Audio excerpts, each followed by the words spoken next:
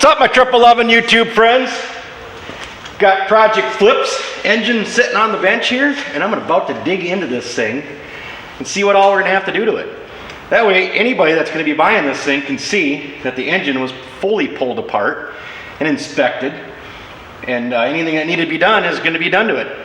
I'm feeling pretty classy today, so I'm drinking my beer out of a nice tall glass, pinky out. Oh, yum, yum, yum, yum, yum.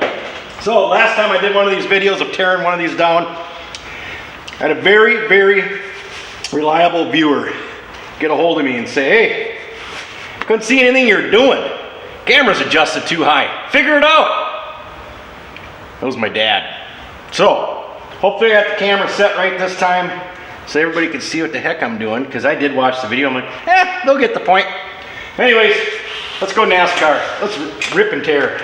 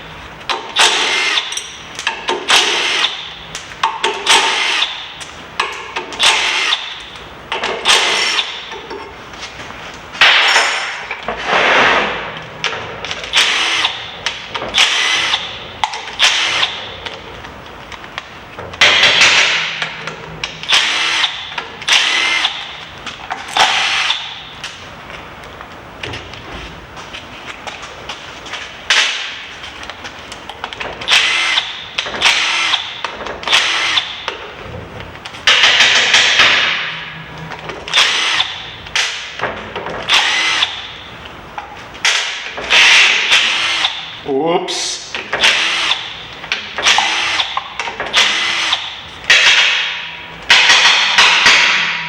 Pesky nuts, they get stuck in the socket. Look at the carburetor clamps. I keep telling you how clean this thing is. Even the carburetor clamps look like new still. Oh, just beautiful.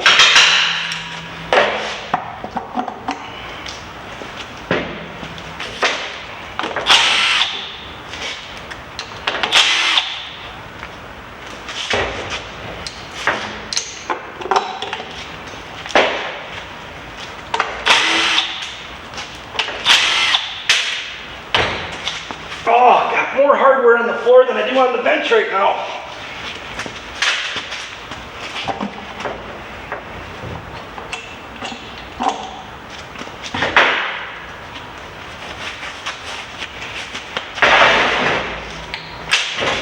Oh, double-ended wrench trick. I had a lot of people comment on this last time. They said, oh, I do that all the time. And I've had other people comment, great idea. I just love it. Absolutely love it. Double upper wrench. Another thing I've been doing lately, you got to get yourself one of these sweatshirts, t-shirts, or long sleeve shirts. I've been actually contacting some of my subs that comment a lot on my videos, and I do appreciate it. I feel like I have a personal relationship with you that way, that you comment. I always comment back. You all know that.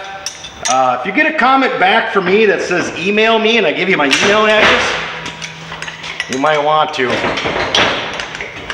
I actually had one person that hasn't yet, and I wish you would, because you always comment on my videos, even on my other YouTube channel. And I think I got like a handful of shirts going out here in the next week.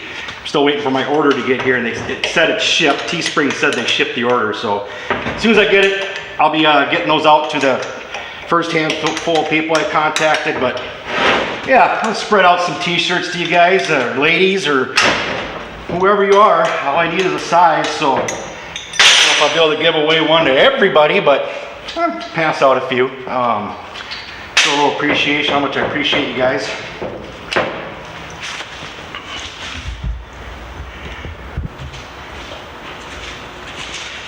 Okay, so in my last video, this is something I really wanted you guys all to see. It's pulling a flywheel off. Taking a pull off of this too. Hang on.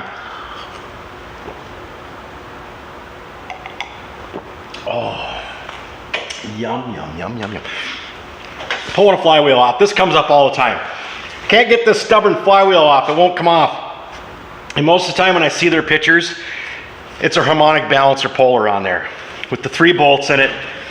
It's never, I mean, it might work once every time the moon is blue, you know, it might work, but you're better off having the correct puller. And you can buy these things through Dennis Kirk, SLP. A lot of manufacturers sell these things. I made this one. I was in a pinch one Saturday morning and I just made it with junk I had around here. Key is fine thread bolt, so it kind of slows the movement of the puller down. And I always just use the bolts right out of the recoil cover. They're the perfect bolt to use right there. And then one of the viewers, one of you guys commented, said, you know, but be careful. And I didn't mention this because I'm not a very good teacher. I'm more of a show it and do it. He had mentioned, make sure you don't run the bolts in too far because they'll hit your stator back there and ruin your stator. And it does happen. I know somebody that did it. It wasn't me, but I know somebody. And so don't be lazy here either. Thread them in by hand. That way you can feel resistance. And if you're turning the engine, you'll know you're not hitting anything important back there. I just run them in like a 1/2 inch, and you just want to make sure they're all ran in the same depth. Your puller's sitting nice and flat. And impact, cross your fingers, say a little prayer, hope for the best. I always do. And let's see what happens. Every time, bam, just like that. Love it, just love it. And it's best to do that. If you have cylinders on, you're still okay. But if you do that with your cylinders off and your pistons are sitting here, not good. Because the motor's gonna twist a little bit. Unless you have that thing perfectly held, you could chance breaking your skirt or cracking it and you don't notice that it's cracked and you put the engine back together and then the crack notices itself and it all ends up down your bottom end. So just a little advice there. Make sure you have your pistons off before you do that if you have your cylinders off. Or pack rags in super tight. Do whatever you want to keep the crank from actually moving. That's up to you however you want to do it. But I just wanted you to all to see clearly how to take a flywheel off, because it'll work like that every time. Almost, I want to say 99% of the time, if you go through the steps I just did there, it'll come off. Don't hit it with a hammer. Don't use heat. You'll ruin the inside of this. You're gonna knock these weights loose, or the heat will take it loose. So don't do any of that stuff. I mean, I've pulled over 50 engines, probably 100 engines apart. Never once have I put heat on it. Never, ever has it ever happened. I've had a couple stubborn ones. Oh, trust me, I've broken some bolts. I've cussed things out. There's been a swear competition in here trying to take a couple flywheels off, but eventually I won. All right, let's flip this thing over. Let's get into the guts of this thing and take a see what's going on in here.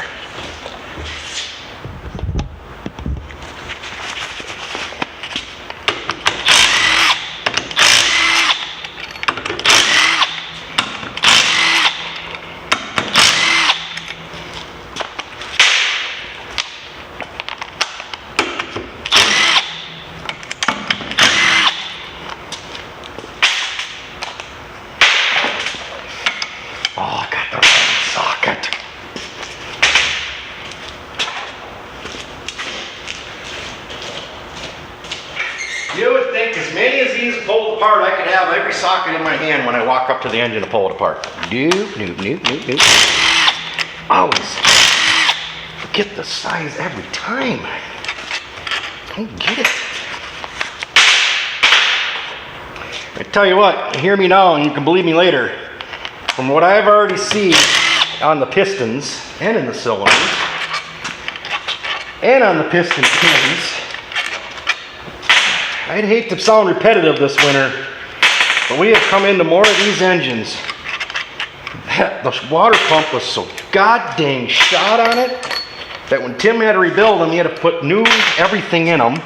And this was the same case as this one. That's why we bought it. The guy said it had low compression. I think the reason of the low compression is because they overheated the thing so bad, that it took the rings out. It didn't burn any of the pistons, but just so much, there's so much scoring. And that to me, it indicates heat, lots and lots of heat. And what bolt did I forget? And that's what it's looking to me, is this thing, when the heat light, or the hot light came on, temp light, somebody put the old blinders on and ignored it and ran this thing hot.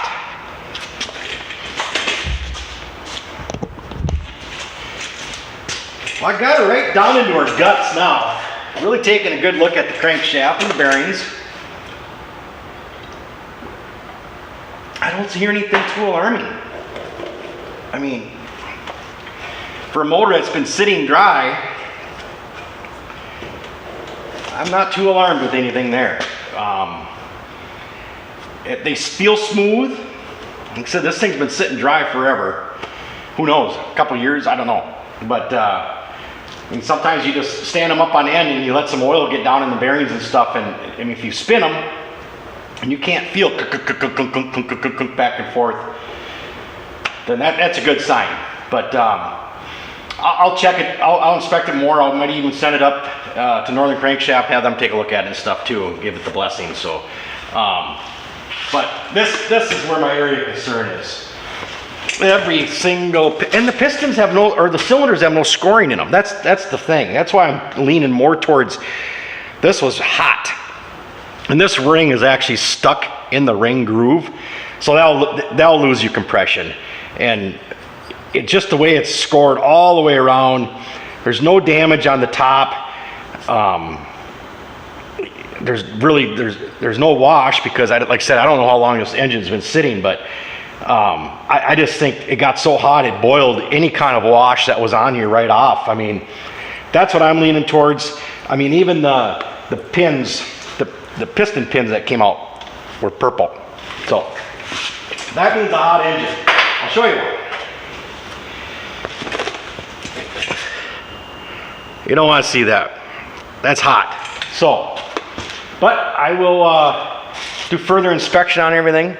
I seen one cylinder, looks like, and I have an extra engine, so I think I'm gonna replace the one cylinder. There's a little chip in the Nickel.